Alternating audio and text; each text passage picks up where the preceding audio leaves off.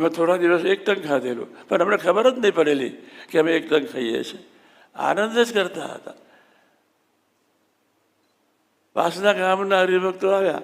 મારે કહે, સ્વામીજી આપણા કોતર આવો નવરા છે, આવો બાજરી કરો, ખેડો અને આનંદ કરો. તમને તો ખેતીનો ખ્યાલ છે. મેં કહું હા. એ બે ગામે અમને બહુ સહકાર આપ્યો, સોખણા અને વાસના. અમે પહોંચ્યા ને પાછું આજે બી ત્યાં અમે બેઠા છીએ.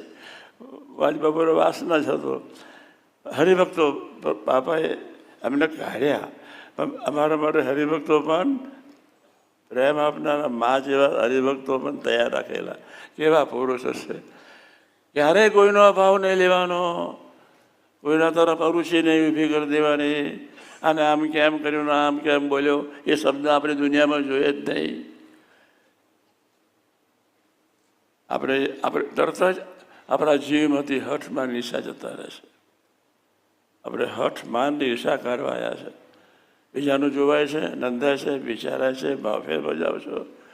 એ માન છે. આપણામાં ભારોભાર માન પડેલું છે, એટલે બીજાનું જોઈએ છે, નોંધીએ છે, આવો છે ને તેવો છે. એમાંથી આપણે નીકળતા નથી.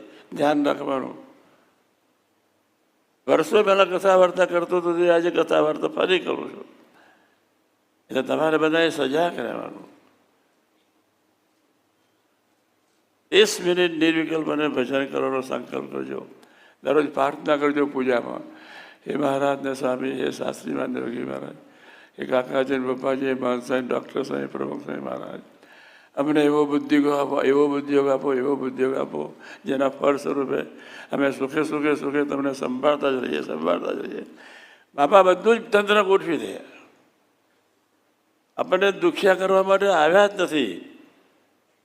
કસોરી કરે સાથે માન કાઢવો છે, કસોરી કરે સાથે ડોર કાઢવો છે, કસોરી કરે સાથે દમ કાઢવો છે, કસોરી કરે પણ પટલે કાઢવે છે, કસોરી કરે પોતાના દોષનું દર્શન કરાવવું છે.